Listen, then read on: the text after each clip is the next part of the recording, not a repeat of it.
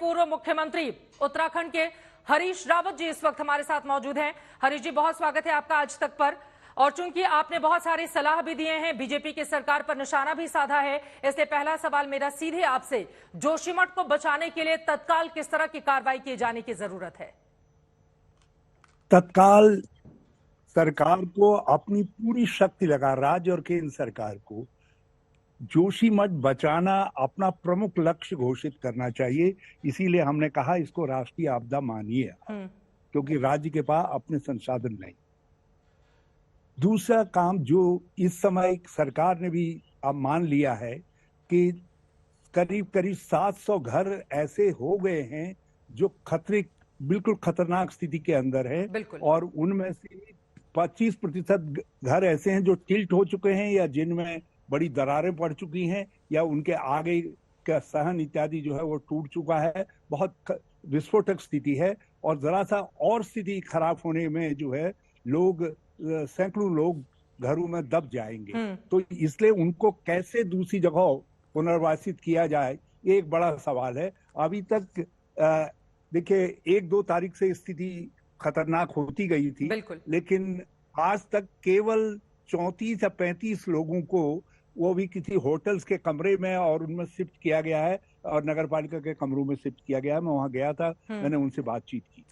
केंद्र की कमेटी वहां पर पहुंची हुई है निरीक्षण करने के लिए। कोई व्यवस्था नहीं है, ठीक है, लेकिन व्यवस्था नहीं है। जी हरीश जी, आपने आरोप लगाए हैं कि एनटीपीसी के टनल की वजह से इस तरह के हालात वहां पर पैदा हुए हैं, और चारधाम प्रोजेक्ट को लेकर जो काम चल रहा है उसको लेकर, इस पर जरा क्लैरिफिकेशन आपका मैं चाहूंगी, क्या कहना चाहते हैं? जी, मैं इसमें दोनों में एक तो मैं ये कहना चाहूंगा कि राज्य और केंद्र सरकार इस बात पर सहमति जाहिर करें कि हमको जोशीमठ से लगे हुए कुछ क्षेत्र हैं जो सुरक्षित क्षेत्र हैं, जहां जमीनें हैं, सरकार की जमीनें हैं, उसमें नया जोशीमठ बसाएं, और जो ये जोशीमठ जहां खतरे में हैं लोग, वहां के लोगों को कंपनसेशन दें, बद्रीनाथ की तर्ज पर दें या केदारनाथ की तर्ज पर दें, जमीन का मुआवजा, संपत्तियों आदि का मुआवजा, किराएदार आदि, उनमें सब लोगों को जितने भी वहां स्टेक होल्डर हैं सबको उसमें सम्मिलित करें, और ताकि वो वहां जो जमीनें अलॉट हों वहां नया जोशीमठ बसाया जा सके। अब है दूसरा जोशीमठ जो हमारी सांस्कृतिक धरोहर है, जो हमारी सभ्यता का धरोहर है। आप लगा लीजिए आदि गुरु शंकराचार्य ने जहां तपस्या की, जहां विष्णु शीतकाल में वास करते हैं, जहां नरसिंह देवता विद्यमान है, और जहां कई सभ्यताएं हैं, और दूसरा ये जैव विविधता का केंद्र भी है। आप इसी से अंदाजा लगा दीजिए, हनुमान जी जिस संजीवनी बूटी को लेने आए थे, यही जो है पैनखंडा में वो द्रोण पर्वत है, वहां आए थे। तो ये जैव विविधता का केंद्र भी है, इसलिए इस जोशीमठ की रक्षा करनी है। तो इसके कारणों को खोजा जाए।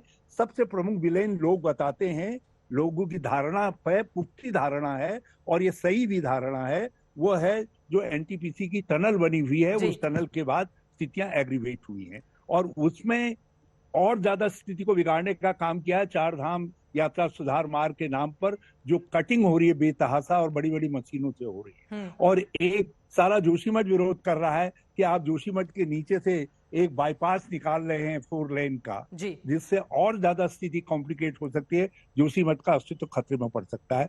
तो आप सब तरीके के निर्माणों पर प्रतिबंध लगाइए, तब तक रोकिए, और इसकी उच्च स्तरीय जांच करके कैसे जोशीमठ को बचाया जाए। हरीश रावत जी, एनटीपीसी की ओर से क्लैरिफिकेशन आया है।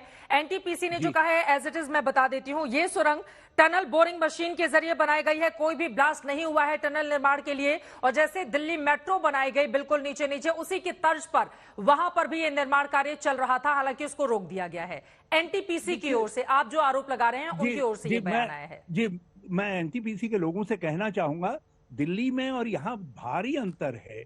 ये हमारा जो हिमालय है ये बड़ा नया हिमालय है, और जोशीमठ में तो बिल्कुल नए स्वरूप में हिमालय है। और इसके जोशीमठ जहां पर बसा हुआ है, वहां पहले लैंडस्लाइड के जरिए जो है जो मलबा आया था, जो वो आया था, उसके ऊपर जोशीमठ बसा हुआ है। तो वहां आप केवल भूगर्भ की टनल बना करके इसका वो नहीं कर सकते, क्योंकि उससे जो प्रक्रियाएं तेज हुई होंगी भूगर्भ के अंदर, उस सब से ये मिट्टी हिल गई है, सारी मिट्टी जोशीमठ की, और उसके कारण ये सब पैदा हुआ है। हम नहीं कह रहे हैं आपने टनल में आपने लेटेस्ट टेक्नोलॉजी इस्तेमाल की होगी, सेफ टनल टेक्नोलॉजी इस्तेमाल की होगी, लेकिन आपने पूरे जोशीमठ के और उस पहाड़ के इतिहास को ठीक से नहीं समझा, उसकी भूगर्भीय संरचना का पूरा अध्ययन नहीं किया, वहां की मिट्टी का पूरा अध्ययन नहीं किया।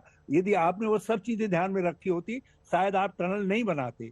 और टनल बनाने के बाद आप जब डेवलपमेंट होता है तो वहाँ बहुत सारी चीजें निर्मित होती हैं, फिर सड़कें बनने और सब चीजें हुई है, तो सारी चीजें, इन चीजों ने स्थितियों को बहुत बिगाड़ करके रख दिया है। राष्ट्रीय आपदा घोषित करने की मांग भी कर रहे हैं, इसके पीछे की वजह मैं आपसे जानना चाहूंगी। और दूसरा बड़ा सवाल, उमा भारती जो पूर्व केंद्रीय मंत्री भी रह चुकी हैं, वो जोशीमठ के रास्ते में है इस वक्त, उनकी ओर से बयान आया है कि पावर माफिया इस देश को दैत्य की तरह निगल रहे हैं और जितने भी पावर प्रोजेक्ट उत्तराखंड में इस वक्त खासतौर से जोशीमठ और उसके आसपास के इलाके में चल रहे हैं, उनको तत्काल प्रभाव से रोक देना चाहिए। क्या आप भी सहमत हैं उनके इस बात से? और आपकी सरकार में कितने पावर प्रोजेक्ट बने थे? देखिए, हमने जो इसको राष्ट्रीय आपदा मान करके चलिए कहा है, इसलिए कहा है राज्य के पास संसाधन नहीं है। यदि दूसरा जोशीमठ बचाना है, वो बचाना ही पड़ेगा, आपके पास कोई दूसरा विकल्प नहीं है। क्योंकि जोशीमठ में जितनी बद्रीनाथ के लिए और के लिए सर्विसेज दी जा रही हैं, उसके हिसाब से उन लोगों को वहां रखना ही पड़ेगा और उसी एरिया में रखना पड़ेगा। तो आपको उसके लिए बहुत बड़ी पूंजी की जरूरत पड़ेगी। तो उसके लिए हमने कहा इसको राष्ट्रीय आपदा के रूप में प्रधानमंत्री लें और उसके लिए राज्य की मदद करें। अब रहा जो उमा जी ने कहा, मैं उनके दर्द को समझता हूं। और आज जो उन्होंने कहा कि उत्तराखंड में बालू माफिया, सत्यता यह है कि उत्तराखंड में इस समय एक ही काम हो रहा है, खुदान खुदान खुदान, खनन खनन खनन, पावर माफिया। दूसरा हो रहा है नशा नशा नशा, और तीसरा अब ये जो बड़ी आपदा आई है जिसको उन्होंने कहा है कि ये बिजली माफिया वाला जो है, देखिए पावर प्रोजेक्ट बनाए, उसमें जो सेफ्टी मेजर्स अपनाने थे वो सेफ्टी मेजर्स अपनाए नहीं गए। चाहे रेनी की दुर्घटना हो जो आई ओपनर होनी चाहिए थी हम सब के लिए, उसके बाद भी सावधानियां नहीं बरती गई। इसी एनटीपीसी के विषय में तब सुशील कुमार शिंदे जी पावर मिनिस्टर थे, उस समय एक एग्रीमेंट हुआ था लोकल लोगों का कि आप बीमाकृत करवाइए सब लोगों को। ठीक है। कोई फॉलो अप नहीं हुआ। एनटीपीसी के लोग जो है, क्योंकि आज ठेकेदारी करो और काटो और भाग लो, यही हमारे ये चार धाम यात्रा मार्ग में भी हो रहा है।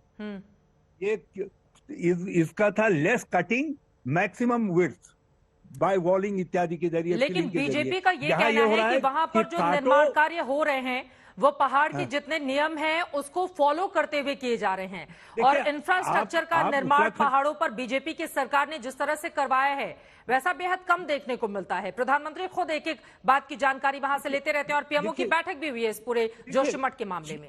चीन के खतरे के बाद इंफ्रास्ट्रक्चर का डेवलपमेंट आवश्यक हो गया और बढ़ाना जरूरी हो गया। चीन हमारी जमीन के अंदर घुस गया, हमारे घर के अंदर घुस गया, बाराहोती और दूसरे इलाकों के अंदर भी खतरा है, हमारी जो उत्तराखंड से लगी हुई सीमाएं हैं। तो हम उस पर वो नहीं कर रहे हैं, हम ये कह रहे हैं कि उसके लिए सेफगार्ड्स होने चाहिए। आप कॉन्ट्रैक्टर्स पैराडाइज नहीं बना देंगे उत्तराखंड को, ये नया हिमालय है, नए हिमालय को आप कॉन्ट्रैक्टर्स पैराडाइज बना देंगे, काटो और भागो वाली स्थिति से काम लेंगे। यहाँ आपको जो है मग डिस्पोजल का काम, कितनी विड्थ लेनी है, उसको कैसे हम वॉलिंग के जरिए ले सकते हैं, कम से कम जहां कटिंग हो, कटिंग में किस तरीके की मशीनें इस्तेमाल हो, उन सब बातों पर